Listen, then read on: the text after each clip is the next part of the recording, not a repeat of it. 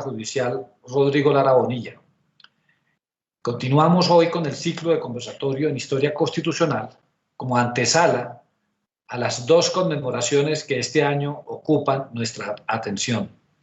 Los 30 años de la Constitución de 1991, que celebraremos en un foro académico programado para el 7 de julio, y los 200 años de la Constitución de la Villa del Rosario de Cúcuta, de 1821, que celebraremos en el 16º encuentro de la Jurisdicción Constitucional que hemos convocado para los días 6, 7 y 8 de octubre. En esta oportunidad, entonces, como ya les dije, conversaremos con el doctor Armando Martínez Garnica acerca de la Constitución de la República de Colombia de 1821, expedida en el primer Congreso General de Colombia en la Villa del Rosario de Cúcuta el 30 de agosto de 1821 y sancionada el 6 de octubre del mismo año. Aunque antecedida por otras cartas también entendidas como fundamentales, muchas de ellas provinciales, esta, la de Cúcuta, ha sido considerada la primera constitución nacional, republicana, completa y permanente.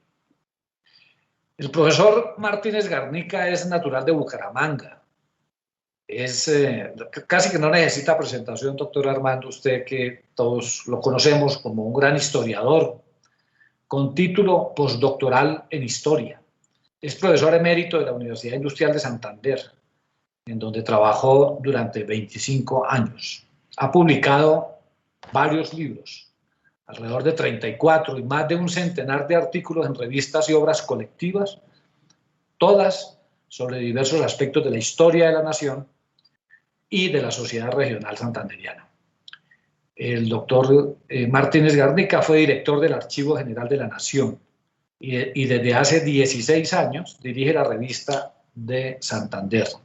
En la actualidad está dedicado a investigaciones históricas y a proyectos culturales. Sus últimos libros son Historia de la Primera República de Colombia, Decir Colombia y Colombia será, publicada en 2019, e Historia Básica de Bucaramanga, de 1622 a 2022, publicada este año. El profesor Martínez Garnica es además miembro del Instituto Colombiano de Historia del Derecho. Muy bien, profesor Martínez, muchísimas gracias de nuevo por aceptar esta invitación. Estamos realmente muy complacidos de tenerlo en la Corte Constitucional compartiendo con nosotros y quienes nos siguen en este momento sus conocimientos sobre un momento histórico tan importante, sobre un acontecimiento tan importante para la conformación de nuestra república, como lo es la Constitución y el proceso constituyente que se vivió en 1821 en la Villa del Rosario de Cúcuta.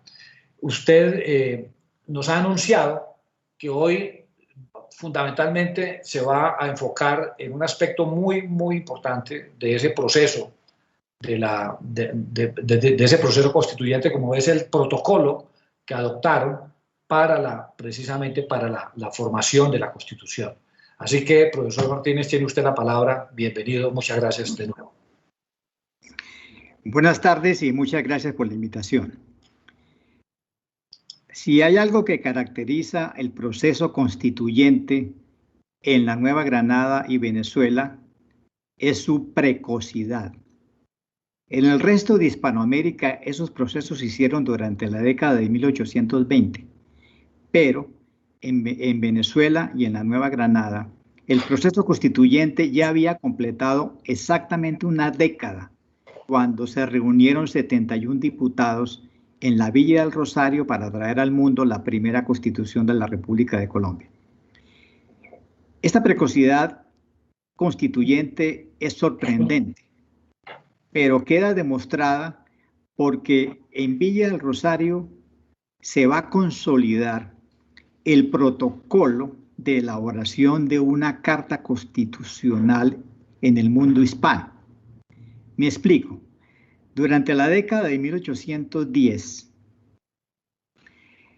la experiencia constituyente en el mundo hispano ya contaba con 3 constituciones nacionales, 2 de Venezuela La primera del 21 de diciembre de 1811 y la segunda del 15 de agosto de 1819. Y contaba con la primera Carta Constitucional de la Nación Española, que fue aprobada en Cádiz el 19 de marzo de 1812.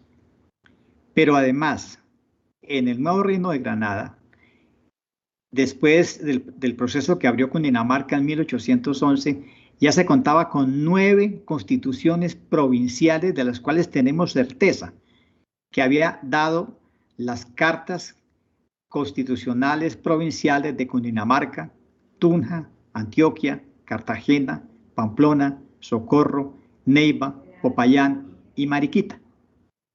¿Eso qué significa? Que durante la década que va de 1811 a 1821, los constituyentes granadinos y venezolanos ya habían resuelto al detalle el protocolo de la hoja de ruta para reunir un Congreso Constituyente. A grandes rasgos, le voy a decir lo que voy a tratar de mostrarles. Ya se sabía que hay que empezar con una convocatoria a la reunión, que va seguida inmediatamente por la redacción de un reglamento electoral, que permita regular los comicios provinciales y locales para escoger los diputados que irían a representar a los distintos pueblos de las provincias. Ya se sabía que lo primero que había que hacer era, una vez que se reunieran en el sitio convocado, comprobar la manera como el quórum era satisfecho por la convocatoria y recibir los juramentos de los diputados. Ya se sabía cómo era la ceremonia de instalación por la autoridad política competente y el titular del Poder Ejecutivo tenía que leer un discurso de instalación que tenía que preparar muy bien. Se pasaba entonces a debatir y aprobar el reglamento de proceder durante las sesiones para que cada participación estuviera totalmente regulada y se elegían presidencias pro tempore del Congreso y secretarios de actas. Venía luego el debate ordenado de los artículos del proyecto constitucional que era presentado al cuerpo constituyente y había que dejar constancia en actas de cada debate hasta que se alcanzara la aprobación del texto totalmente debatido. Ese texto aprobado tenía que recibir la sanción legal del presidente del Poder Ejecutivo que fuera elegido y después había que imprimirlo para enviar a todas las autoridades provinciales que se encargaban de los 2 trámites finales, la promulgación y la jura. Esto se había consolidado durante la década de 1810 y el doctor Rocio es uno de los actores principales porque a él se le deben los reglamentos electorales y las convocatorias de la primera y la segunda Asamblea Constituyente de Venezuela. Debo recordarles que una semana después de la batalla de Boyacá, el cuerpo constituyente de Venezuela aprobó la segunda Carta Constitucional de Venezuela, que no tuvo un elemento protocolario, que fue la sanción presidencial, porque el libertador Simón Bolívar nunca la firmó, por lo cual quedaron dudas de cuál era la legitimidad. Pero lo que va a ocurrir en el milagro que ocurrió en Villa del Rosario, de Cúcuta, es que allí la hoja de ruta, que ya en ese momento estaba integrada por 11 pasos, se cumplió a satisfacción. Y los más duros críticos de la carta, como por ejemplo el doctor Francisco Javier Llanes, que escribió un librito en 1823 para someter a crítica desde la perspectiva caraqueña la Constitución de Villa Rosario, no le puedo encontrar ninguna falla más que el hecho de que los diputados al firmar el 30 de agosto no hubieran puesto la provincia que representaban. Y les advirtió, se equivocaron porque eso ya se había hecho en la segunda constituyente venezolana. Bien, entonces, ¿por qué es importante que conozcamos los 11 pasos protocolarios de la elaboración de una carta constitucional de cobertura nacional? Es importante para que no vengan a meternos cuentos, como por ejemplo un cuento que recientemente circuló, que decía que en el Casanare en 1818 Se hizo una asamblea constituyente que creó una constitución del Casanare y eligió presidente a Juan Nepomuceno Moreno. Bueno, si le aplicamos la tabla de chequeo de los 11 procesos protocolarios, podemos mostrar que ninguno fue surtido en esa supuesta asamblea constituyente del Casanare, ni uno de los 11. De modo que la tabla de chequeo de la Villa Rosario nos sirve de patrón para evaluar lo que realmente ocurrió y lo que finalmente fue inventado. Empecemos por el punto inicial. Para que haya una constituyente, lo primero es la convocatoria. Y hay que recordarles a los granadinos que la convocatoria al Congreso Constituyente de Colombia, que debió reunirse desde el 1 de enero de 1821 en la Villa del Rosario, fue firmada y aprobada por el Congreso Constituyente de Venezuela, reunido en Santo Tomás de Angostura. Eso no hay que olvidarlo nunca. Es el Congreso Constituyente de Venezuela el que hace la convocatoria al Congreso Constituyente de la República de Colombia, y lo hace en Santo Tomás de Angostura. Y hay que recordar también que la Ley Fundamental de Colombia del 17 de diciembre de 1819, que es la que decide que se va a unir en un todo, la antigua Capitanía de Venezuela y el Virreinato de Santa Fe, y la que dispuso que en el artículo 8 que la reunión tiene que hacerse desde el 1 de enero de 1821 en Villa del Rosario de Cúcuta, es producto del Congreso Constituyente de Venezuela. Hay que diferenciar muy bien lo que hizo el Congreso de Venezuela de lo que va a ser el Congreso Constituyente de Colombia. ¿Por qué se seleccionó la Villa del Rosario de Cúcuta como sede del Congreso? La explicación que el doctor Rocio le dio a los rosarienses cuando llegó es por todas circunstancias el lugar más proporcionado. Es decir, el criterio simplemente geográfico, porque se suponía que ahí en el río Táchira terminaba el virreinato y empezaba la Capitanía General de Venezuela. Pero los que hicieron esta convocatoria nunca habían estado en Villa del Rosario, como no han estado la mayoría de los bogotanos, y por eso no sabían con qué se iban a encontrar ahí. Pues no había alojamiento suficiente, las aguas estaban contaminadas por heces de cerdo y seres humanos, 5 diputados murieron, incluyendo 2 vicepresidentes interinos que fueron enterrados en el cementerio de Santa Ana. Todo el mundo se enfermó de fiebres, todo el mundo se enfermó de disentería, ese no era el lugar. Y los diputados que llegaron tarde ya no consiguieron alojamiento y tuvieron que ir todos los días a dormir a San Antonio y regresar en su mula, como el obispo Lazo de la Vega, que no paró de quejarse de esa contrariedad. Pero esa decisión se tomó en Angostura y tenía que ser en Villa del Rosario y ni siquiera en San José de Cúcuta, donde unos diputados propusieron que se trasladara. Otros más inteligentes propusieron que fuera Pamplona, donde habría mejor clima y mejor comida. Pero siempre que se sometió a votación, fueron derrotados. Muy bien. Para que la reunión se haga, tiene que haber unas elecciones locales y provinciales. Y esas elecciones quedaron reguladas por el reglamento electoral. Aquí tenemos un debate historiográfico. Como para los congresos 1 y 2 de Venezuela, el reglamento electoral lo elaboró Juan Germán Rocio, algunos historiadores tienen la suposición que el reglamento para el Congreso de Colombia de Villa Rosario también lo hizo Rocio, dado que Rocio era el vicepresidente interino. Pero otros historiadores opinamos que no, que fue copiado el de Rocio, pero realmente lo hizo Francisco Antonio Sea y su secretario. Pero teniendo el reglamento electoral, se hicieron las elecciones durante el año de 1820.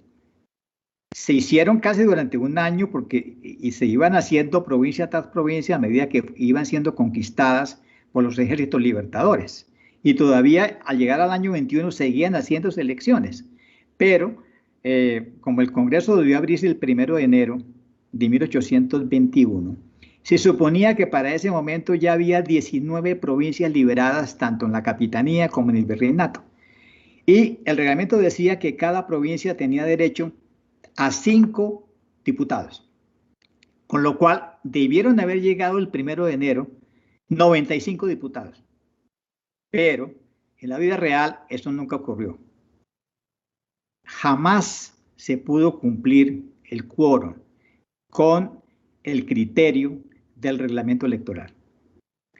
De modo que llegamos al 6 de mayo y todavía no llegamos al quórum de acuerdo a la cifra de los 95 diputados. Y entonces ya los diputados nerviosos fueron a la posada del tercer vicepresidente interino, el general Antonio Nariño, que había regresado de su cárcel en Cádiz, gracias a la revolución de Rafael del Riego, y después de que había enterrado a sus dos antecesores en el cementerio de Santa Ana de Villa Rosario, y le dijeron, bueno, o usted abre el Congreso o nos vamos, porque ya estamos a 6 de mayo.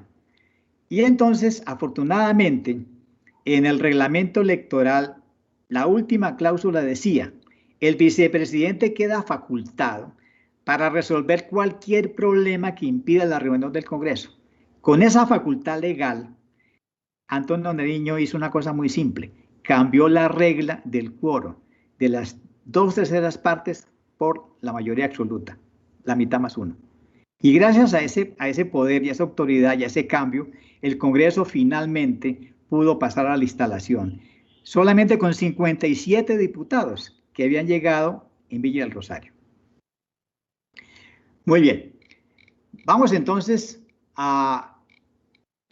El reglamento electoral ha sido estudiado por un historiador venezolano, Ángel Rafael Almarza, que va a venir al Congreso de Villa del Rosario, y a él le podrán preguntar todos los detalles de un libro además que fue publicado por Marcial Pons. Así que pasemos al tercer punto, que es la instalación. ¿Cómo es la instalación? La instalación había sido probada en los dos congresos venezolanos y había sido aprobado en las Cortes de Cádiz en 1810. Entonces ya se sabía. La ceremonia de instalación se integra por varios actos públicos. El primero es que hay que recibir los juramentos a los diputados que llegaron de que cumplirán la misión. Y el primer acto es que todos vayan a la iglesia parroquial de Villa del Rosario para asistir a una misa dedicada al Espíritu Santo, para que los ilumine. Y el sermón de apertura fue encargado a un experimentado diputado del Socorro, el presbítero José Manuel Campos, del Socorro. José Manuel Campos es un presbítero que tiene una experiencia de 10 años en estos menesteres, porque él estuvo desde el primer Congreso General del Reino que se reunió el 22 de diciembre de 1810. Aunque esa reunión fue un fracaso, él vino como representante. Entonces Campos ya lleva 10 años asistiendo a este tipo de eventos, pero además él es eclesiástico, es un presbítero. Entonces él da el sermón inaugural. Una vez terminada la ceremonia religiosa, pasaron a la sacristía de la iglesia que había sido amoblada y ornamentada por el carpintero Ignacio Torres por encargo. Allí le habían fabricado un escenario de madera para el vicepresidente Antonio Nariño, y ahí empieza el segundo acto de la instalación, que es la lectura del discurso de instalación. Por ser el vicepresidente encargado de la República de Colombia, Antonio Nariño es quien tiene que leer el discurso. Pero ese discurso de Nariño, que fue muy largo y leído desde la mesa presidencial, fue más allá de su cometido. Porque lo que debe hacer un presidente del Congreso al abrir es desearles luces, ilustración y un gran fruto de su trabajo. Pero Nariño lo que hizo fue exponer su proyecto constitucional. Darles consejo que debía ser que crearan una sola cámara en vez de sistema bicameral. Que la nación que iban a crear se llamaría Estados Equinocciales de Colombia. De las ventajas de la división tripartita del poder. De la conveniencia de un régimen electoral indirecto y no censitario. De la necesidad de una fuerza militar provisional. Es decir, se puso a darle recomendaciones hasta el sistema tributario. Es decir, se trata de una invasión de atribuciones del Poder Ejecutivo sobre los representantes de la nación. Por eso, al final del discurso, él tuvo que pedir disculpas por lo que había dicho, argumentando que era un desahogo de mis ardientes deseos por la prosperidad de mi patria. Pero terminó el discurso diciendo que Europa y el mundo los contempla y aguarda de ellos una constitución que les haga ver que somos dignos de figurar entre las naciones. Muy bien. Terminado el discurso, en el escenario que le han preparado, el general Nariño se puso de pie para hacer la instalación solemne, que consiste en una pregunta. ¿Son de opinión los señores diputados que puede procederse a la instalación del Congreso? Todos dijeron que sí. Y entonces él hace la siguiente declaración realizativa. El Congreso General de Colombia queda legítimamente instalado y en él reside la soberanía nacional. Esta es una frase mágica, porque al ser pronunciada en Villa El Rosario en 1821, se resolvió el problema de la década anterior, que algunos historiadores despistados han llamado el problema de la patria boba. ¿Cuál era el problema? Que en el primer Congreso General del Reino, de diciembre de 1810, ninguna de las juntas de gobierno que se han formado en 1810 quiso ceder la soberanía reasumida. Y como ninguna provincia le cedió al Congreso la soberanía reasumida, y los chisperos de Santa Fe obligaron a su diputado a salirse del Congreso para no ceder la soberanía, pues nunca pudo haber un evento de tipo nacional. Lo que ocurrieron fueron muchos estados soberanos provinciales, autónomos. Pero aquí la frase de Nariño resolvió al fin el problema después de 10 años, cuando dijo que en el Congreso General de Colombia reside la soberanía nacional por primera vez en 10 años, con lo cual ahora sí podemos hacer una constitución nacional. Eso es lo más importante de la instalación. Muy bien, comienzan a funcionar las sesiones. Lo primero que tienen que hacer, como se había aprendido en los congresos venezolanos, es que hay que aprobar el reglamento de proceder. Un reglamento muy detallado.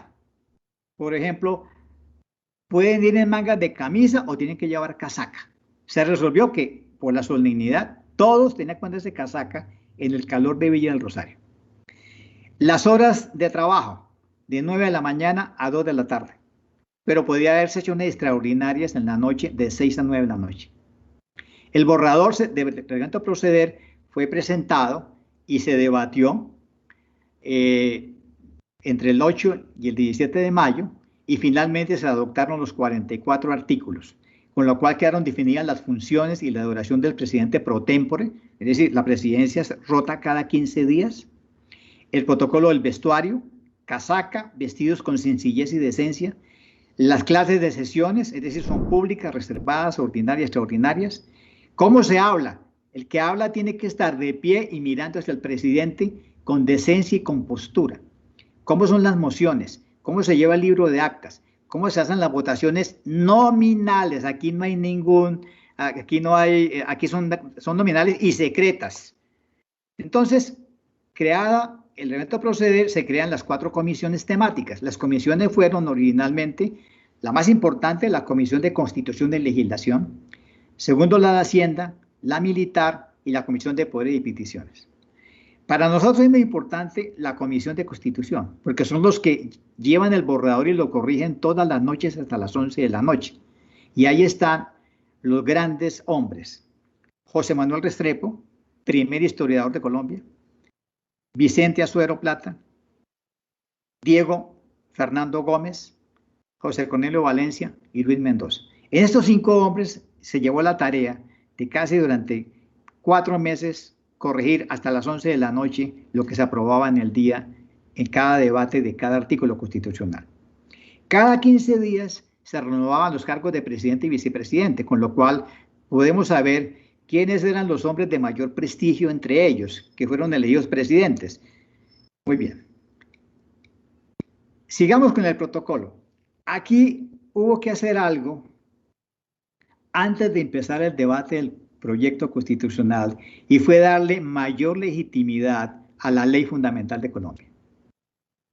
La Ley Fundamental de Colombia, que había sido aprobada por el Congreso de Venezuela el 17 de diciembre de 1819, tiene un vicio de legitimidad, y es que fue aprobado por venezolanos y solamente había 2 diputados de Casanare. Así que la existencia misma de Colombia, es decir, la voluntad de unir la capitanía con el virreinato, era cuestionable. Eso hizo que se gastara mes y medio debatiendo la nueva ley fundamental legítima, que se va a llamar la Ley Fundamental de Unión de los Pueblos de Colombia. Pero ¿por qué se demoraron tanto si era tan sencillo aprobar la unión de las dos entidades político-administrativas anteriores? Porque ese debate, ese texto implicaba si el régimen que se iba a adoptar era una federación de 3 grandes unidades que se llamaban departamentos de Cundinamarca, Venezuela y Quito, o iba a ser un régimen centralizado basado en 7, 8, 9 y 10 departamentos a la manera francesa. Por eso fue tan difícil el debate, porque no se ponían de acuerdo. Y además los hombres duros, Antonio Nariño, Márquez, llegaron a defender el proyecto federal. Por lo tanto, fue un debate muy duro, pero finalmente se impuso el centralismo. Y ahí comenzamos a vernos quiénes eran, pero finalmente el 11 de julio se aprobó la Ley Fundamental de Unión de los Pueblos de Colombia, que quedó con fecha de 12 de julio, y así que quedó claro que los pueblos de Nueva Granada y Venezuela se unirían en un único cuerpo de nación, bajo el pacto de que el gobierno que iban a hacer sería siempre, para siempre, popular, representativo, con lo cual quedó borrada la tradición colombiana cualquier desliz monárquico, como ocurrió en Perú y en la Nueva España. Muy bien. Ahora sí viene el debate del proyecto constitucional. Para hacer el debate se necesita un borrador, y había 2 borradores. El que había traído Antonio Nariño para los estados equinocciales de Colombia, de régimen federal, y el que prepararon Vicente Azuero y José Manuel Restrepo. Pero Nariño tenía una desventaja, él no podía entrar al Congreso, porque aunque había llegado como diputado de Cartagena, al ser nombrado vicepresidente interino, le quedó prohibido entrar al Congreso porque el Ejecutivo no entra a un Congreso de los representantes de la nación. Con lo cual, su proyecto fue leído y a la basura. Así que el proyecto realmente es el de Restrepo y el de Azuero. Y empieza el debate. Hay otros proyectos que trajeron. Por ejemplo, Luis Eduardo Azola, antes de su muerte, preparó unos apuntamientos constitucionales. El doctor Alejandro Osorio leyó unos apuntamientos, pero eran apuntes que quería defender la confederación de 11 estados equinocciales. Pero finalmente es la Comisión de Constitución. Y empieza el debate todos los días de una manera ordenada, conforme al reglamento de proceder. Muy bien. Eso se hizo y luego en otra charla veremos cuáles fueron sus modelos. Pero a grandes rasgos les diré que sus modelos fueron la segunda carta de Venezuela y la carta de Cádiz. Pero hoy estamos hablando del protocolo. Muy bien. Pasemos adelante en el protocolo. El texto definitivo de la Constitución fue terminado y aprobado y firmado con fecha 30 de agosto. Sabemos que se equivocaron al firmar, firmaron pero no pusieron la provincia que representaban, pero quedó firmada. Y ese es el texto definitivo a partir del 30 de agosto. Se mandó sacar una copia muy linda, que es la que tenía que ponerle en las manos del general Bolívar, que es la que hoy en día está en el Archivo General de la Nación, en una caja fuerte, y es el original. Muy bien.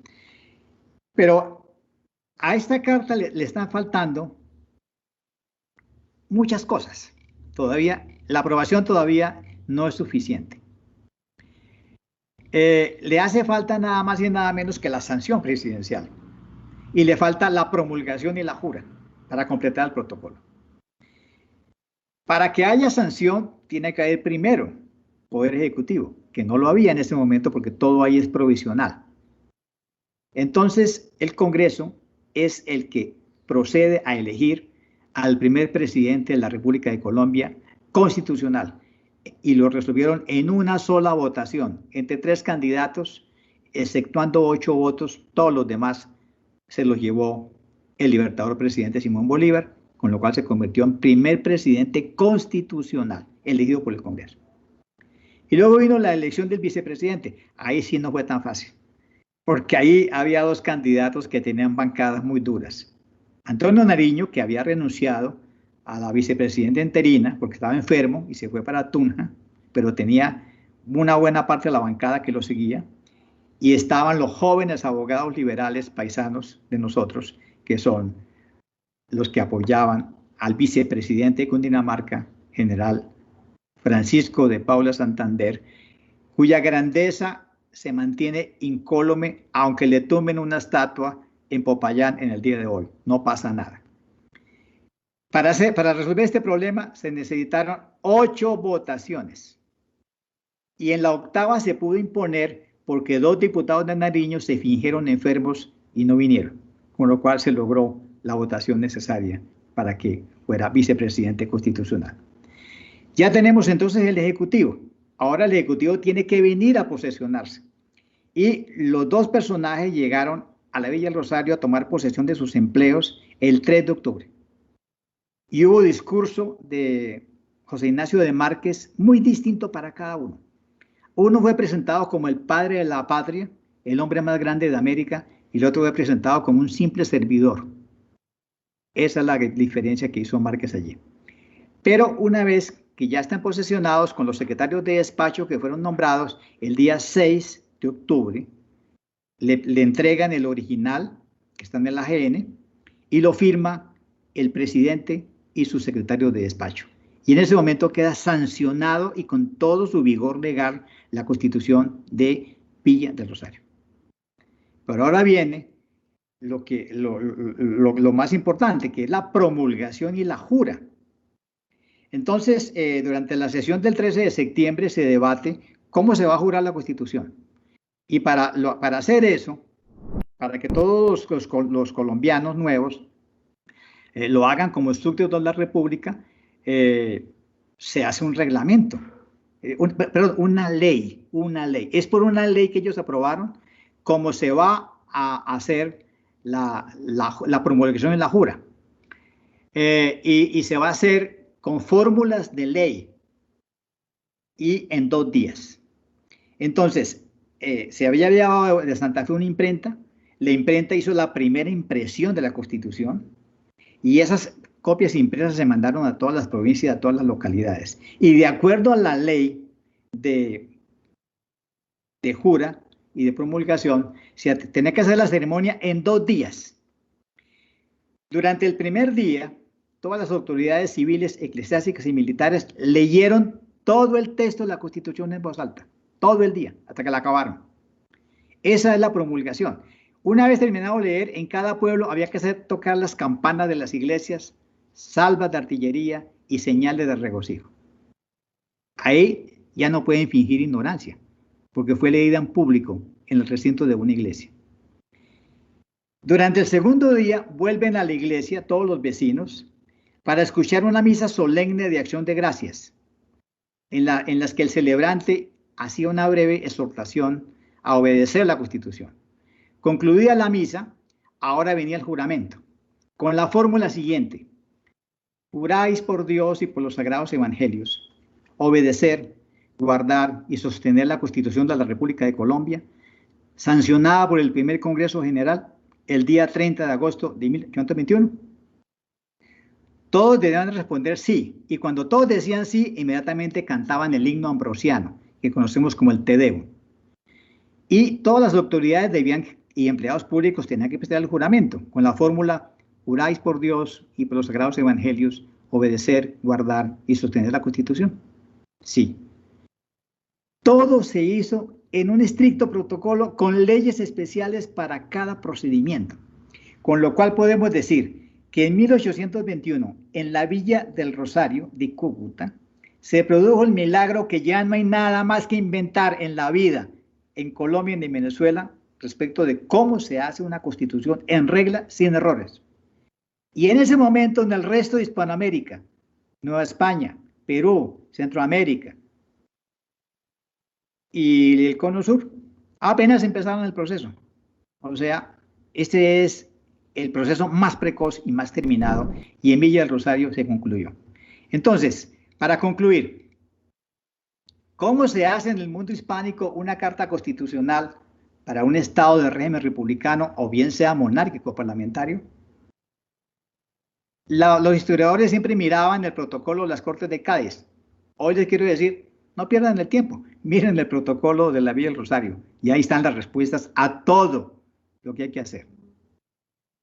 Y he agotado mis 30 minutos exactos.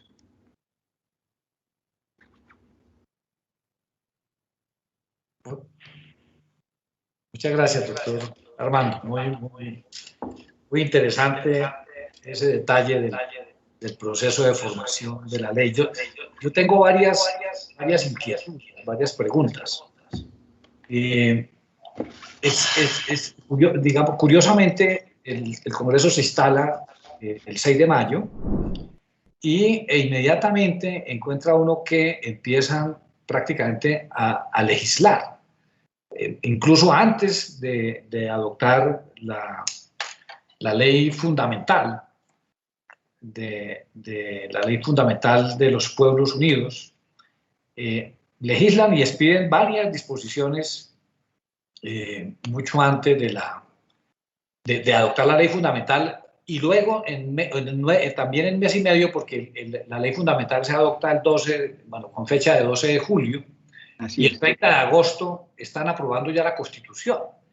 ¿Cómo funcionaron las comisiones? ¿Cómo se logró en tan corto tiempo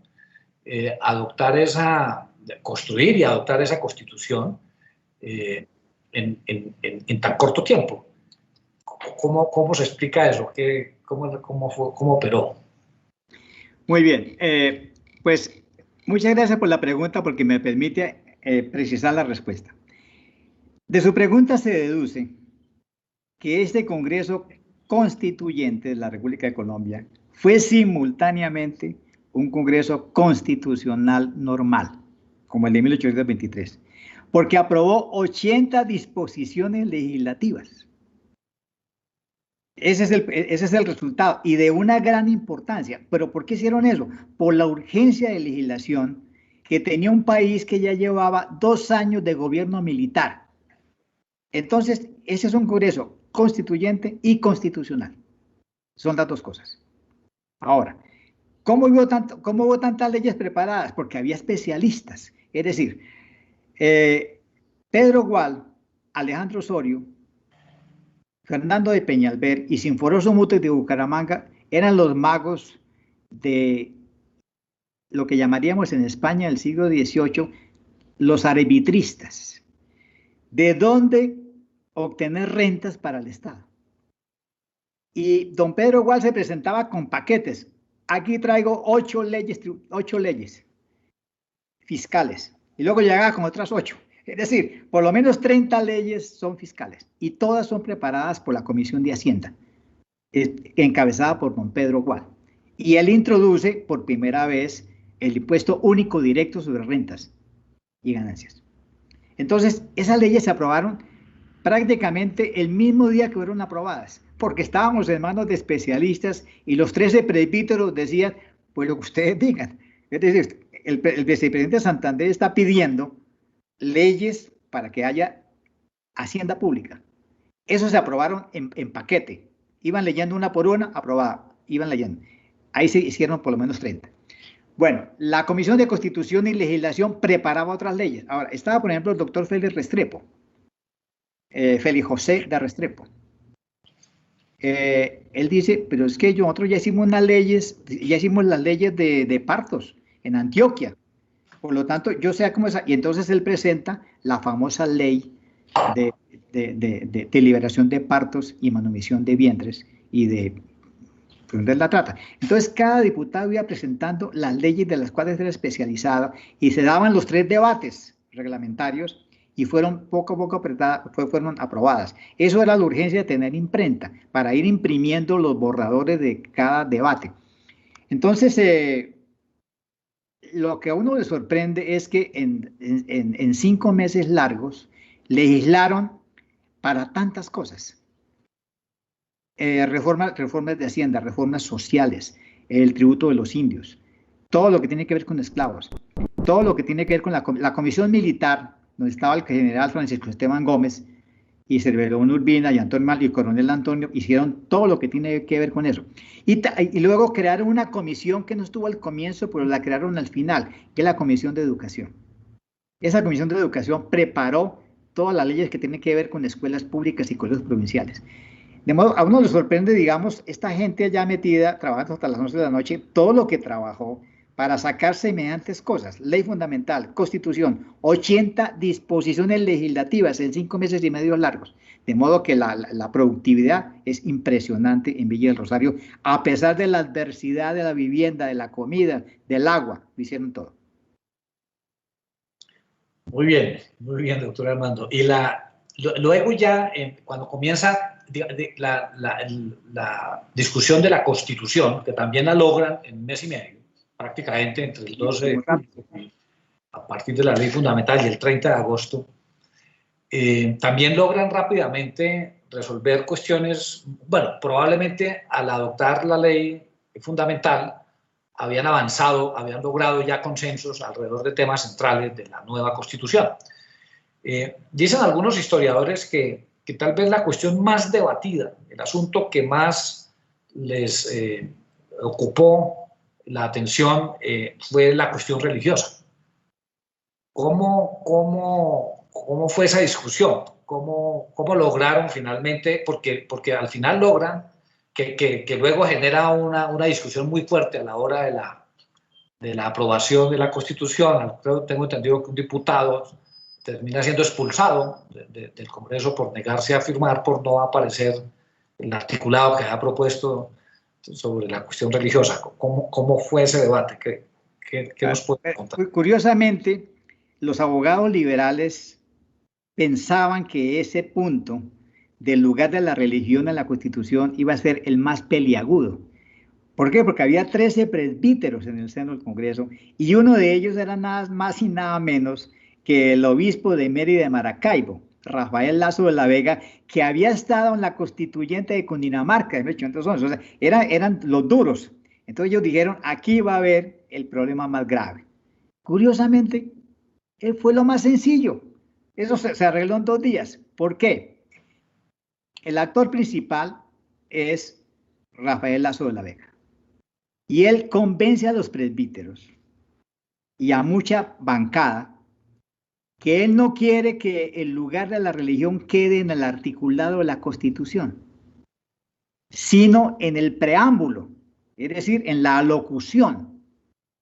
Pero resulta que al ponerlo en la alocución, donde efectivamente quedó, no quedó en el articulado, con lo cual no quedó con fuerza lo que van a reparar en la Constitución del año 43. Pero eso es la mano peluda del arzobispo de Mérida. Pero eso creó una gran reacción en el diputado ultraconservador Manuel Baños, porque Manuel Baños llegó proponiendo una teocracia. Es más, hubo un debate. La advocación de la Constitución se hace en el nombre de Dios, supremo poder del universo. Él dijo, no, es el nombre de la Virgen.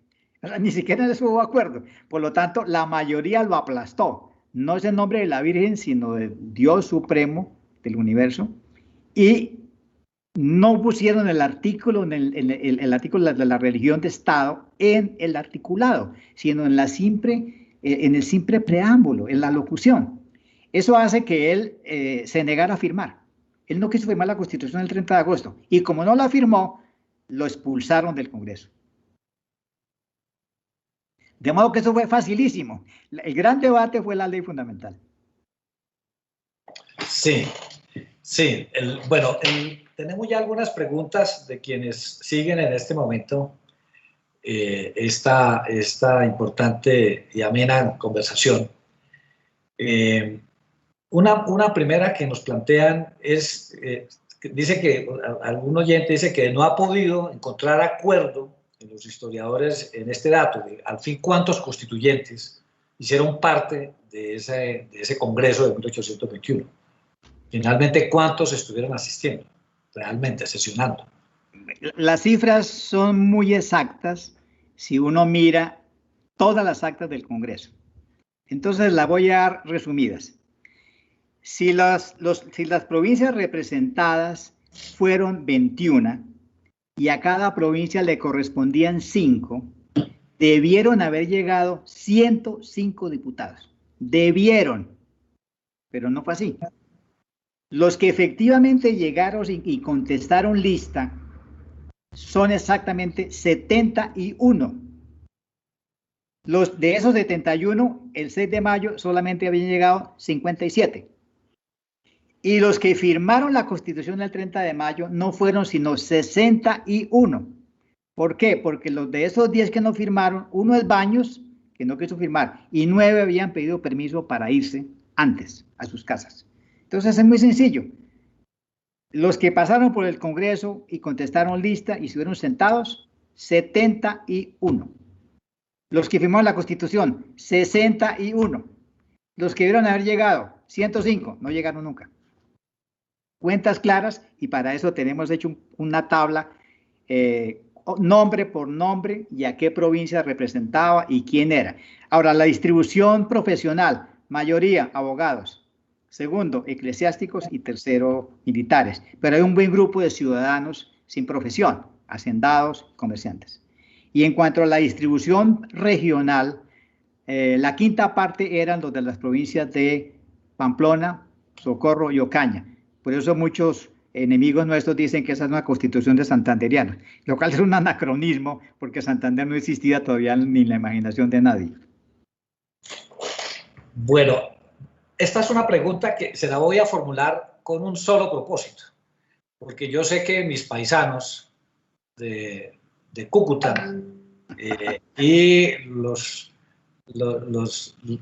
habitantes de Villa del Rosario han estado discutiendo mucho sobre el por qué se la llama la Constitución de Cúcuta cuando realmente el Congreso sesionó y la Constitución es de Villa del Rosario. Yo sé que este es un tema muy regional, pero últimamente se ha hablado mucho sobre el particular. Cuéntenos esa historia del nombre de la Constitución.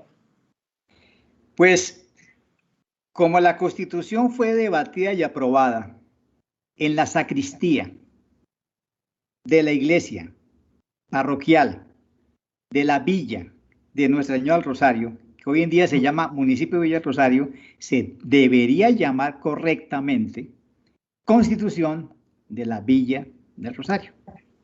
Eso no tiene lugar a dudas. Lo que pasa es que cuando uno está en Bogotá y no ha ido más allá de Sopó,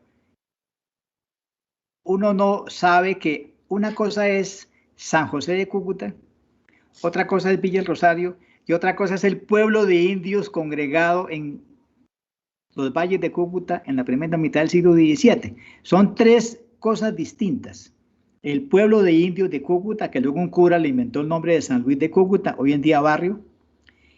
La villa de Nuestra Señora de los Guasimales de San José de Cúcuta, hoy en día municipio de Cúcuta, y otro la villa de Nuestra Señora del Rosario Valle de Cúcuta. Son 3 cosas separadas en el espacio. Pero el señor cura párroco de Villa del Rosario en 1821, que era primo hermano del general Francisco de San Pablo de Santander, dejó una constancia en la mesa presidencial para que le pagaran las sillas que le rompieron los diputados, lo que demuestra, sin lugar a dudas, que hay que decir correctamente Constitución de la Villa del Rosario, como no se le puede decir que Santander es un cucuteño, sino un rosariense. Sí, señor, muy bien. Tengo una curiosidad también sobre lo siguiente. El Congreso, luego de promulgada la Constitución, y casi que inmediatamente dicta una disposición que dice lo siguiente: ningún impresor ni particular podrá imprimir o reimprimir la Constitución de la República. Todas las ediciones que de ella se hagan serán por orden y cuenta del Gobierno Supremo de la Nación. Y luego viene la consecuencia de violar esa norma, que consistía en perder la totalidad de los ejemplares y el duplo de su valor. ¿Cuál es la razón de prohibir la impresión de la Constitución que no fuera en una imprenta oficial o por cuenta del gobierno? Esa pregunta se puede contestar si la comparamos con la Constitución de 1991. en la cual el secretario firmó hoja por hoja en el original que está en el Archivo General de la Nación. ¿Y por qué firmó hoja por hoja? Para darle la fuerza frente a cualquier duda respecto a una palabra que pudieran cambiar. Aquí funcionó igual. Solamente el impresor oficial que llevó la imprenta hasta allá, y sabemos cuánto costó la impresión y cómo se le pagó.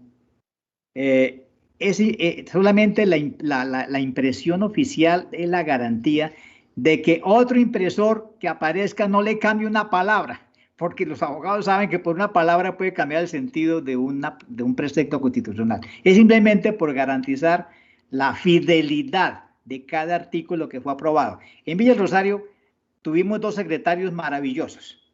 Uno de Veracruz, Miguel de Santa María, porque es que hay un mexicano que representa a Santa Marta, Miguel Santa María. Y el otro fue Francisco Soto, de ahí, de San José de Cúcuta. De modo que esos dos secretarios y todos sus amanuenses fueron muy cuidadosos y se apoderaron del archivo que trajeron de Angostura. El archivo fue llevado a Bogotá completo, tanto lo que sucedió en Angostura como lo que sucedió en Villa Rosario, y se entregó por los secretarios completico. Lo que pasa es que por la historia archivística del siglo XIX eso fue despedazado. Acá, afortunadamente todo está en el AGN, pero desordenado, por la manera como se organizó los archivos nacionales en el siglo XIX. Pero básicamente la respuesta es fidelidad a lo que se aprobó. Muy bien, muchas gracias. Bueno, aquí tenemos otra pregunta que ha sido también muy reiterada, que ha aparecido mucho en estos conversatorios, y es la pregunta sobre la influencia de la Constitución de Cádiz. Realmente, usted al principio dijo, vean, si se siguieron por dos textos, la ley fundamental o la Constitución de Venezuela y la de Cádiz. Sí. Pero esta es una pregunta que reiteradamente se hace. ¿Realmente cuál fue la influencia, según su opinión o sus estudios, de la Constitución de Cádiz en la nuestra de 1821? Vicente Azuero, que fue uno de los redactores, dijo a voz en cuello, para que lo oyeran, que uno de sus modelos más importantes había sido la segunda Constitución de Venezuela. Pero no le contó a nadie que había sido también la primera carta constitucional de la Nación Española de Cádiz. No lo dijo a nadie, porque era políticamente incorrecto. Pero yo hice el siguiente ejercicio. En la columna de la izquierda puse artículos de la Constitución Política de la Monarquía Española del 18 de marzo de 1812. Y en la columna derecha puse Constitución de la República de Colombia del 30 de agosto. Y me puse a comparar. Y me di cuenta que está copiado casi textual. Voy a poner algunos ejemplos. Artículo 2 de la Carta Española. La nación española es libre, independiente y no es ni puede ser patrimonio de ninguna familia ni persona. Eso se convierte en el artículo 1 de la Carta de Villa Rosario. La nación colombiana es para siempre irrevocablemente libre, independiente de la monarquía española y no es ni será nunca el patrimonio de ninguna familia o persona. Artículo 3 de Cádiz. La soberanía reside esencialmente en la nación. Artículo 2 de Colombia. La soberanía reside esencialmente en la nación. Artículo 4. La nación, o sea, yo tengo aquí la comparación y le puedo decir que 1, 2, 3, 4, 5, 6, 7, 8, 9, 10, 11 artículos está calcado. No estoy diciendo que eran estudiantes de la UIS que hacen tijera y engrudo, pero sí la tuvieron a la mano y copiaron con las mismas palabras. Bueno, 11 y seguramente otros con alguna influencia, porque en total fueron 191 artículos, ¿no? Así es, 191. Sí, no, pero ellos sí dicen que tuvieron a la mano todas las constituciones disponibles. Tuvieron la de Estados Unidos, tuvieron todas las provinciales de la Nueva Granada, tuvieron toda a la mano y ellos iban mirando.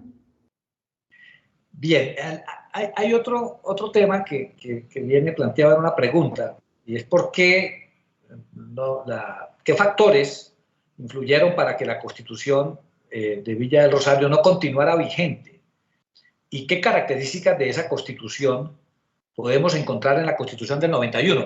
Pero en relación con la primera, yo quisiera, digamos, recordar que esa Constitución de Cúcuta, en los artículos 190 y 191, que fueron los últimos, que prácticamente regularon la reforma de la Constitución, establecieron, consagraron una cláusula pétrea, en el sentido de que establece que un sistema de reforma que prácticamente se debe adelantar como en 2 congresos, cuando dice en cualquier tiempo en que las 2/3 partes de cada una de las cámaras, o sea, una votación calificada, juzgue inconveniente la reforma de algunos artículos de esta Constitución, podrá el Congreso proponerla para que de nuevo se tome en consideración cuando se haya renovado por lo menos la mitad de los miembros de las cámaras que propusieron la reforma.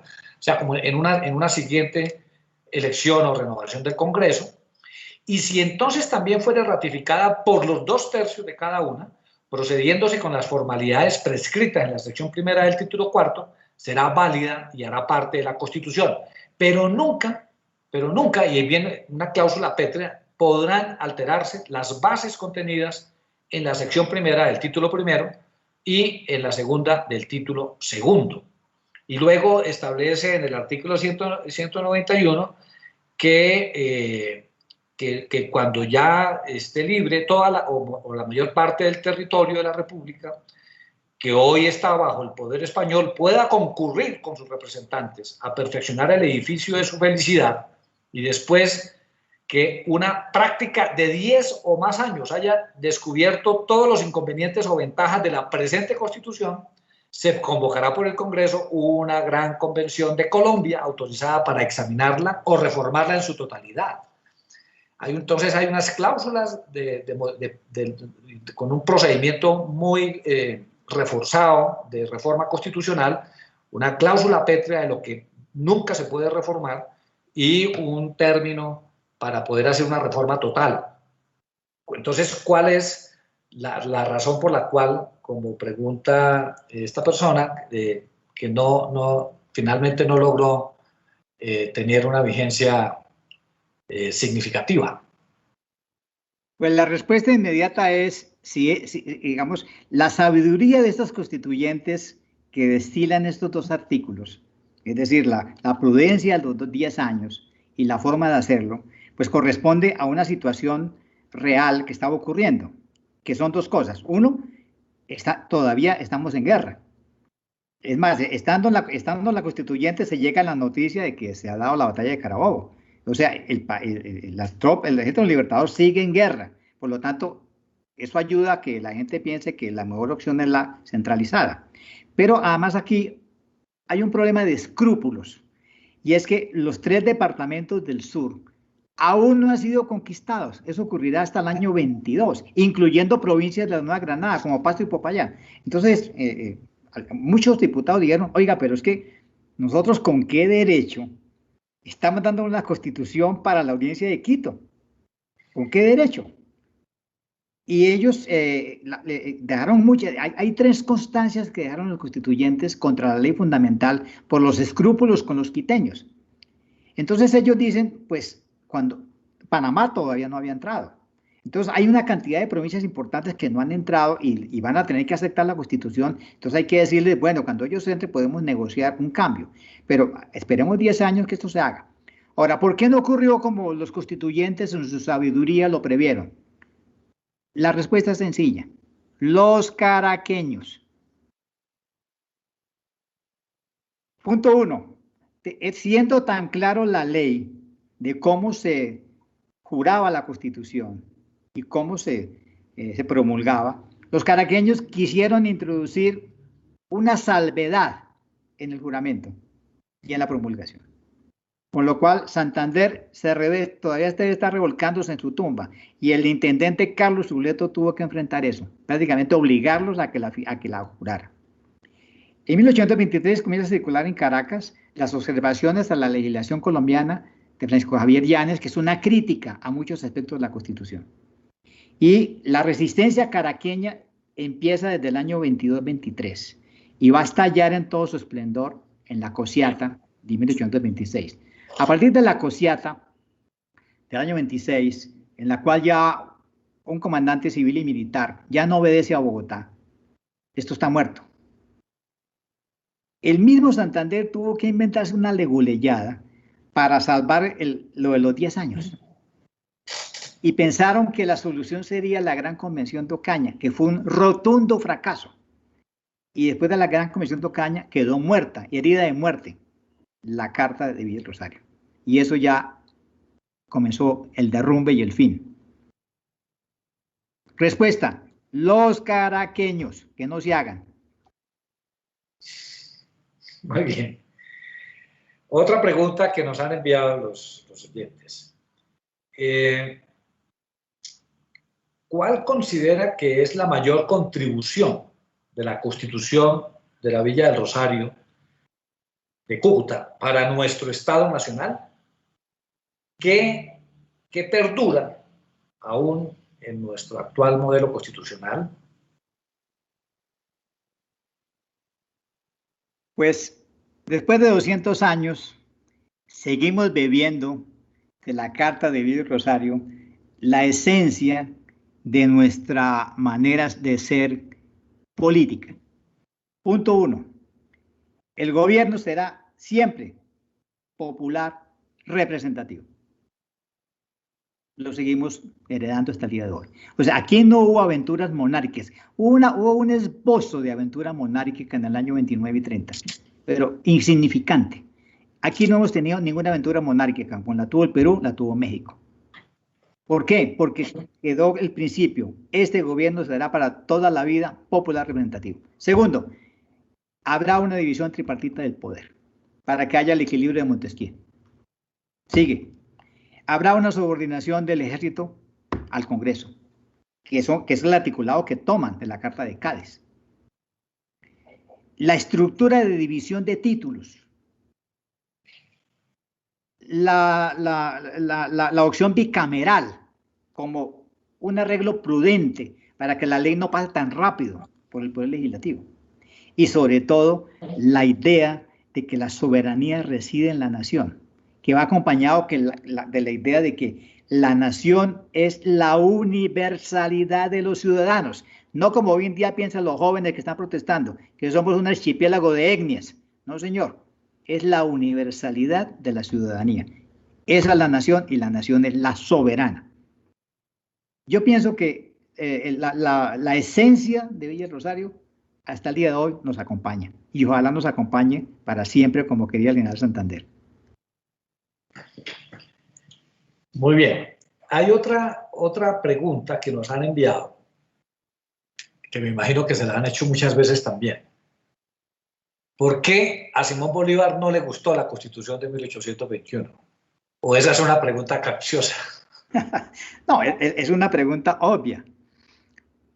Pues si uno mira los proyectos que elaboró Bolívar, tanto para Venezuela como para Bolivia, como el Perú, pues son proyectos que riñen con cualquier espíritu mínimamente liberal. O sea, ¿a quién se le ocurre presidencias vitalicias, senados vitalicios? Eso es imposible de aceptar para un espíritu mínimamente liberal. Por lo tanto, Santander y sus amigos jóvenes, eso no se lo podían comer, pero tampoco se lo comieron los liberales venezolanos. Entonces, Bolívar es, no digamos que un monárquico, sino una persona que piensa que el Ejecutivo debe ser eterno, vitalicio.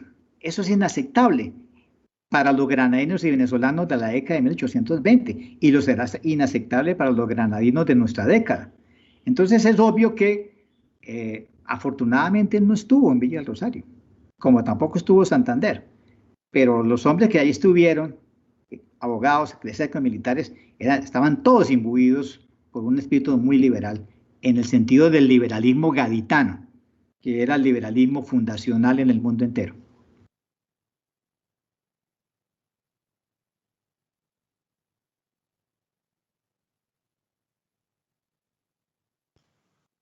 Muchas gracias. Muy bien. Y a propósito de la soberanía de la nación, que aparece incluso en algunos casos del acta del 20 de julio como soberanía popular y el concepto de soberanía, Nos envían esta pregunta. El significado del pueblo. ¿Cómo puede entenderse el concepto de pueblo, cuya soberanía se materializa en las elecciones primarias, de acuerdo con el artículo 10º de la Constitución de 1821? ¿Podría decirse que es una extensión del pueblo blanco, católico y civilizado propio de la tradición hispánica contractualista? Mira, cuando se define el ciudadano en Villa del Rosario, solamente se está pensando en los 6 atributos cívicos, no más. O sea, no hay ningún atributo cultural en la mente de ellos. Son atributos cívicos. Y por eso resuelven el problema. El problema más grave que tienen los atributos cívicos es el problema de la esclavitud y el problema de la lectura y la escritura. Entonces, lo que el Villa Rosario intenta hacer es eliminar los esclavos para asegurar el atributo cívico del ciudadano. Pero también pospone hasta 1840 el requisito de saber leer y escribir, que es el requisito de todo ciudadano para que pueda usar el voto. Entonces, realmente ellos, más que el concepto de pueblo, lo que tienen es el concepto de nación. En ese sentido, tienen de cerca y huelen de cerca la Carta de Cádiz. Y no hay que olvidar que cuando Rafael del Riego liberó de la cárcel a Nariño, los amigos de Nariño lo nombraron diputado de Colombia en Cádiz para protegerlo. Él nunca se sentó. Pero yo creo que en esta década el espíritu liberal de Cádiz, de atributos cívicos del ciudadano, pesa más que el concepto de pueblo, porque el concepto de pueblo de la década de 1910 es el concepto del pueblo de la provincia, no el concepto del pueblo entendido como nación. Es decir, los pueblos son los pueblos de las provincias que reasumieron en sí la soberanía, pero la soberanía reasumida por los pueblos de las provincias. Aún está muy lejos de la única soberanía de la nación, que es lo que va a triunfar en Villa del Rosario. Y aparece realmente desde los orígenes y en la Constitución de Cúcuta el concepto de soberanía y también el reconocimiento de que su manifestación más importante es precisamente la función electoral, porque la reconoce expresamente, incluso en la ley fundamental aparece expresamente el reconocimiento del ejercicio de la función electoral como expresión de soberanía, que es bien interesante, porque se conserva también hasta nuestros días. El actual artículo 3º de la Constitución, cuando consagra de nuevo la soberanía, reside en el pueblo y reconoce también la función electoral como expresión de soberanía, que se refiere. Porque usted decía muy bien, doctor Martínez, que realmente cuando uno empieza a mirar instituciones, y casi que todavía en nuestra Constitución actual, hay algunas disposiciones casi que con el mismo contenido, con la misma redacción que tuvo la Constitución de 1821 de varias instituciones y de varios principios que todavía se conservan en nuestro modelo constitucional. A ver, tenemos más preguntas y cumplo con el deber de...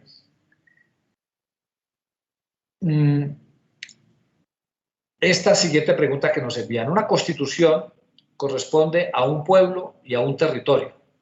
Hay un documento histórico que refiere a los límites del territorio en el cual aplica la Constitución de 1821. Claro, eso viene de la ley fundamental. La ley fundamental del 17 de diciembre de 1819, aprobada en el Congreso de Villa Rosario, dice: el territorio que va a reclamar la República de Colombia serán los 110.000 leguas cuadradas, que corresponde a lo que hasta 1810 había tenido el virreinato y la capitanía, es decir, lo que llaman los abogados del principio uti possidetis. Quedó hasta medido, imaginariamente, 110.000 leguas cuadradas. Eso nadie lo había medido, pero le pusieron tamaño. Entonces, ellos reclamaron lo que había tenido el virreinato, y gracias a ese reclamo uti possidetis es que le echaron mano a las islas de San Andrés y Providencia, que habían sido controladas por el gobernador de Cartagena. Y por eso pudieron llegar a tener límites con Costa Rica, cuando empezaron a hacer la negociación del límite, porque es que si agarraron Panamá, el vecino era Costa Rica, y por eso enviaron allá negociación. Los problemas se originaban allí donde el rey no había definido con precisión los límites, sobre todo con la corona portuguesa en la Amazonía y en la Orinoquía, eso no quedaba claro. Pero allí donde el rey definió con claridad estaba el problema resuelto, porque la república hereda todo lo que había definido previamente la monarquía. Sí, señor. Bueno, muy bien. No.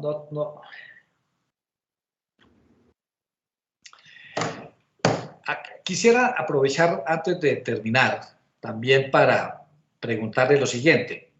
Las constituciones de Colombia, desde la de 1821, incluso en las constituciones provinciales y prácticamente hasta 1886, todas las constituciones se ocuparon de regular casi al detalle los procesos electorales, las elecciones. Sí. Y solo a partir de 1886 se invierte totalmente y se remite al legislador la regulación de lo electoral, pero siempre fue una regulación enteramente constitucional e incluso al detalle, al punto de que, por ejemplo, usted mencionaba ahora que debían ir a la misa y que incluso indicaba la Constitución en algunos de estos procesos electorales también lo mismo, la regla de que antes de que el cuerpo electoral se pronunciara debían asistir a misa y debían cumplir una serie de formalismos que estaban muy regulados al detalle de la Constitución. Esa explicación de que fuera una regulación constitucional estará relacionada precisamente de pronto con la necesidad de implantar una práctica que no tenían antes, como en la que no participaban, digamos, porque es bastante curioso que se pasa en 1886 radicalmente a la ley, se saca de la Constitución la regulación constitucional. En los últimos años hemos estado volviendo a incorporar a la Constitución casi al detalle una cantidad de reglas electorales, pero fue una práctica muy usual en las primeras constituciones de la República. ¿Qué explicación podría tener eso? Mira, en el siglo XVIII, el sistema electoral era un sistema de cooptación. Cada año, el cabildo saliente elegía al cabildo entrante a través de un procedimiento de cooptación armando ternas que mandaba el virrey, y el virrey de cada terna escogió un nombre. Sí había un sistema electoral, porque se hacía votación en orden. Alcalde de primera vara votaba primero, alcalde de segunda vara votaba segundo, luego los regidores decanos. Entonces sí había un sistema jerárquico de votación, pero restringido al cuerpo del cabildo, y aunque armaban las ternas, realmente era una cooptación entre los beneméritos de la ciudad o la villa. Pero como en Cúcuta se dijo que el nuevo régimen es ciudadano y se define el gobierno como popular representativo, automáticamente eso los obliga a abrir un título del sistema representativo que inicialmente es indirecto, dos sistemas primarias y las secundarias, hasta que tuvimos elección directa en 1856, el sufragio universal masculino. Entonces, la Constitución carga siempre el título grande de sistema electoral por la definición de que es un gobierno popular representativo. Como usted dice, hasta el 86 que se lo separa y se va creando una legislación aparte. Pero es la idea de que el ciudadano, un voto, que es la fórmula del ciudadano, implica una organización electoral desde el primer día. Ahora, luego los sociólogos estudiarán qué tanta gente votaba. Bueno, pues es que también depende del atributo del elector. Si el primer atributo del elector es que es varón, pues ya el 50% quedó por fuera, hasta 1956, 57, no sé. Entonces, ya ese puro atributo ya reduce la mitad del padrón electoral. Y si luego dice que tiene que ser autónomo económico, pues elimina a todos los sirvientes y siervos, aquellos que no dependen de una renta propia. Entonces, es la definición de los atributos cívicos del ciudadano, lo que hace la restricción del votante. Pero lo que ha hecho la historia de Colombia es ir eliminando esas restricciones que hoy no queda sino únicamente la edad y la naturaleza, pero que se puede remediar con la naturalización. Pero los 6 atributos, hoy en día decimos, el elector es simplemente vale, es la naturaleza y la edad, punto. Con lo cual hemos avanzado muchísimo en la inclusión y en la ampliación del padrón electoral. Bien, muy bien. Ya vamos terminando. Hay una pregunta también que ha sido planteada varias veces. Incluso el historiador Jorge Orlando Melo lo plantea en su obra también, sobre cuál fue, digamos, como digamos, la pretensión de unir a Caracas, a Quito y a Bogotá, cuando históricamente habían tenido una relativa autonomía y muy pocas relaciones. Explica tal vez el fracaso de ese proyecto de una república que tuviera esa pretensión de unidad y además bajo un gobierno centralizado y una república unitaria. ¿Realmente comparte usted esa apreciación de que era un proyecto que desde el comienzo estaba llamado al fracaso por esa pretensión de unir lo que resultaba prácticamente imposible de unir? Mira, en 1811 vino a Santa Fe el canónigo de Caracas, que era parte de la Junta de Gobierno de Caracas que se había formado en 1810. Y se sentaron a negociar con Custodio García Rovira y los hombres de Santa Fe. Y rápidamente llegaron a una conclusión. De este proceso revolucionario van a nacer 2 estados nacionales distintos. Uno que se va a llamar Cundinamarca o Nueva Granada, como ustedes quieran. Y otro se va a llamar Venezuela. Y formaron un pacto. Tenían claro que lo natural era que de ahí nacieran 2 naciones distintas. ¿Por qué? Porque después de 300 años en que los granadinos vivieron bajo el gobierno superior de la Real Audiencia de Santa Fe y los venezolanos bajo el capitán general y luego una audiencia en Caracas, era fácil saber que 300 años de haber estado bajo 2 gobiernos superiores había desarrollado una segunda naturaleza política granadina diferente a la venezolana. De modo que eso era lo natural. ¿Pero qué ocurrió?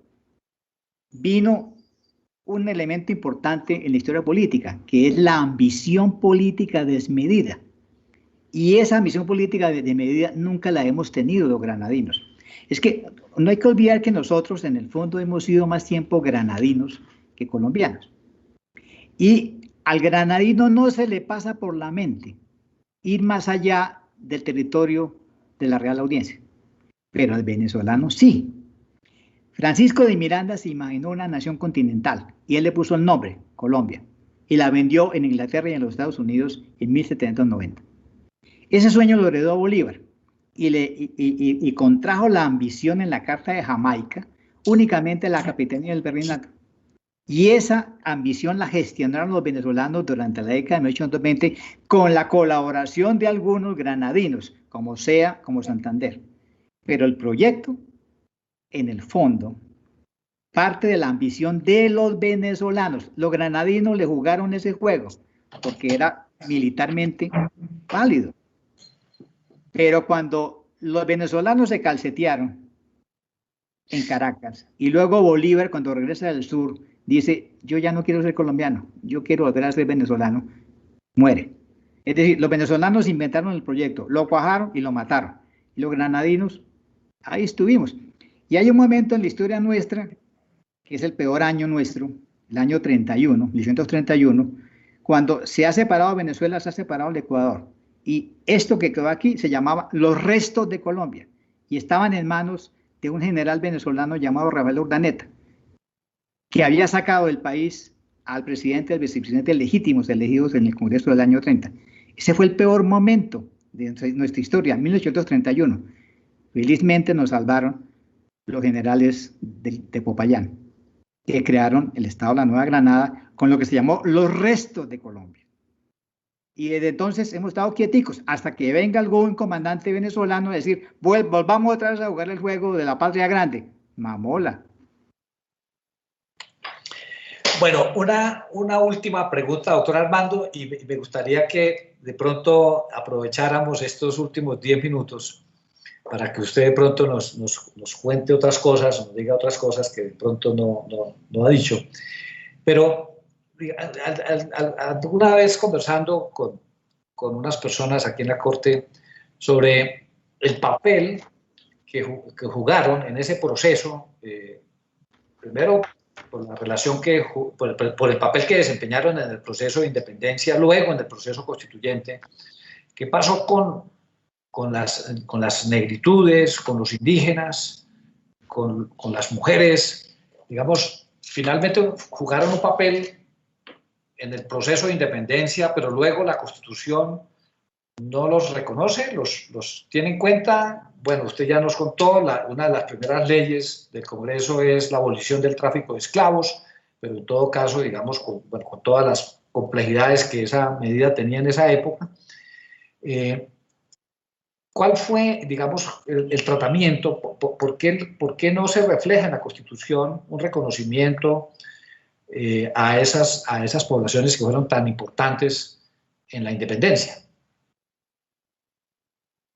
Empecemos en orden. La población más importante para la nación colombiana son las mujeres colombianas, es decir, las que se llamaron las ciudadanas colombianas. Pero resulta que la concepción mundial en ese momento es que el ciudadano era masculino. Es que se necesitaban 2 guerras mundiales para que la mente del varón mutara. Y después de la Segunda Guerra Mundial ya la mente del varón occidental mutó y pudo aceptar que la mujer fuera ciudadana. Pero en 1821, hombres y mujeres piensan que el ciudadano es varón. Entonces, ¿cómo le dicen ciudadanas, pero no les dan derecho al voto? Hay que esperar 150 años para que ese milagro ocurra, pero tiene que haber una mutación mental, porque es una mentalidad. Entonces, mujeres por eso no quedaron representadas en la ciudadanía, porque eso hay que esperar que mute la mente mundial 150 años después de la Segunda Guerra Mundial. Pero tenemos un problema, hay 80.000 esclavos. Se les encontró la solución: libertad de vientres, manumisión de partos y prohibición de la trata. Y fue tanta la emoción del día en que eso fue aprobado, que los diputados que tenían esclavos ese mismo día se pararon y los liberaron a todos. Yo libero el mío, 2, 3, 4, 5. De la emoción que les dio, ese día liberaron a sus propios esclavos. Todos dieron el ejemplo. Y resolvieron el problema de la esclavitud. ¿Cuánto costó eliminar el esclavo en Colombia? ¿Cuántos muertos? 0. Y en 1851 ya no hay ningún esclavo legalmente, porque se ha pagado con fondos de manumisión. ¿Cuánto costó este proceso en los Estados Unidos? 500.000 de muertos. Y aquí no agradecen que se hubiera hecho por las buenas y sin un muerto. Ahora, hay una población que fue beneficiaria neta, que son los pardos. El pardo no es un esclavo. El pardo es un hombre que es libre de que entró las milicias de pardos y de morenos en Cartagena. Es un hombre que ya tiene vecindad en los arrabales, especialmente en Hexemaní y en Panamá y en Caracas. El pardo ya tiene bautismo, ya tiene familia, ya tiene nombre. Lo único que le falta al pardo es educación universitaria. Y la República se la abrió porque eliminó el requisito de limpieza de sangre en San Bartolomé y el Rosario, y los pardos entraron. Y entraron tan profundamente que un pardo llamado Mauricio Romero, hijo del famoso Pedro Romero que mataba cerdos, por eso le dicen matancero en Cartagena, fue el vicepresidente del Congreso Constituyente de la Nueva Granada. Vicepresidente, un pardo, Mauricio Romero. Y luego vinieron otros pardos muy famosos en la milicia, en la marina, en el ejército. De modo que los pardos son los ganadores netos de este proceso. Y otros, ¿a quién más quieren meter? A los indios les dijeron, eliminen los resguardos, repártanse y vuélvanse en propietarios de parcela. Y empezó la disolución de tierras de resguardo, que realmente la estaban regalando porque las tierras de resguardo originalmente eran del Estado, eran tierras realengas, no eran de los indios. Entonces, lo que se hizo en Villa Rosario fue tratar de resolver todos los problemas de la sociedad heredada, de la sociedad. Es decir, es que el gran cambio es que la sociedad del antiguo régimen es estamental. Y el principio organizador es la desigualdad. los privilegios, la desigualdad. La nación lo que ofrece es la igualación para que haya un cuerpo único donde todos sean iguales ante la ley. Lo estamos tratando de hacer en 200 años, pero es muy difícil porque eso significa que mutemos todos a la modernidad. Y la modernidad es que no tengamos ninguna conexión con ningún cuerpo orgánico, cuerpo estamental y nada, y nos digamos, soy único en el mundo ciudadano con un voto. No estoy amarrado a nada y no hemos sido capaces de lograr eso. Todos queremos ser miembros de una comunidad indígena. Todos queremos ser miembros de una comunidad afrodescendiente, porque es feísimo que uno diga, soy ciudadano individual y libre. No me dan nada, pero es que esa es la condición moderna. Que uno se independice de cualquier cuerpo colectivo, de cualquier idea orgánica. Por eso es que los grandes historiadores de los populismos dicen, es que somos populistas porque no hemos podido desprendernos de la matriz hispana. Y por eso Fidel Castro es el ejemplo del último rey católico. Es lo que yo pienso. Nos ha faltado modernidad, o sea, ciudadanía a ultranza, y romper con cualquier cuerpo colectivo, cualquier cuerpo orgánico, místico, en cuya cabeza esté el rey. No, señor. Esto debe ser un cuerpo de ciudadanos individuales que hablen a través de su único, intransferible voto. A los indígenas también se les dio un tratamiento, bueno, se pretendió transformar la propiedad colectiva de la tierra en propiedad privada y se opusieron precisamente y lo lograron mantener la propiedad colectiva porque fue interesante cómo, digamos, ese fue el único reconocimiento especial que se les dio en materia de propiedad, o hubo otros tratamientos para indígenas. No, es decir, la política frente a indígenas es, en primer lugar, reconocer que no se les dijera indios, sino indígenas. Que eso ya era aproximarlos a la ciudadanía. Y luego se les dijo, ustedes tienen que ser ciudadanos individuales. Y para eso vamos a repartir los resguardos para que ustedes sean propietarios de su propia parcela. Y vamos a separar una parte del antiguo resguardo para que sostenga la escuela y el maestro, para que se eduquen, porque todos tienen que educarse. Y hubo una política discriminatoria de hacer una cantidad de escuelas para indígenas y abrirles espacio en las universidades. Entonces la idea era integrarlos a través de la ciudadanía. Pero resulta que cuando el indígena se dio cuenta qué significaba eso en términos fiscales, y es que en vez de pagar el tributo anual, tenía que pagar alcabalas, como cualquier ciudadano, no les gustó el negocio. Y entonces le dijeron a Bolívar que le reinstalara el tributo y no les cobrara nada más. Y Bolívar los complació. Y se regresaron al tributo, regresaron al resguardo porque no querían ser ciudadanos, porque ese ciudadano vale. O sea, a nosotros los ciudadanos nos cuesta mucho, porque tenemos la DIAN respirándonos en la nuca a través del sistema Muisca. Es mejor ser uno indígena del Cauca, donde tiene 1 millón de hectáreas y no pagan nada de impuestos. Es que ese es el mejor negocio, ser indio. Bueno, doctor Armando, muchísimas gracias. Se nos ha acabado el tiempo. Doctor Lizarazo, esto que usted ha hecho conmigo hoy en los colegios de San Bartolomé en el siglo XVIII se llamaba un examen que se llamaba La Tremenda. Bueno, pero muchísimas gracias. La diferencia es que aquí el que está respondiendo el examen es el maestro y yo estoy aquí aprendiendo, doctor Armando. Muchísimas gracias. Muy amena, muy interesante, ilustra muchísimo sobre nuestra historia constitucional. Bien, y aprovecho para invitarlos al próximo conversatorio, que será el próximo viernes 18 de junio. En esa fecha estará con nosotros la doctora Jacqueline Blanco, con quien conversaremos acerca de la lucha por el reconocimiento de los derechos políticos en la temprana república. Quedan entonces todos cordialmente invitados. Muchísimas gracias por su tiempo, por estar un viernes, víspera de puente, en este conversatorio que para mí ha sido realmente muy ameno. Doctor Armando, de nuevo muchísimas gracias, muy amable. A usted por la invitación, muchas gracias por la paciencia. No, señor, muy amable. Seguimos conversando.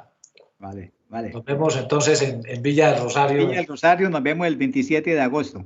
El 27 de agosto, sí, señor. Esperemos que la pandemia nos permita encontrarnos presencialmente. Nosotros los viejitos ya estamos vacunados. Los historiadores. Sí. Muchas gracias, doctor Armando. Gracias, adiós, adiós, gracias.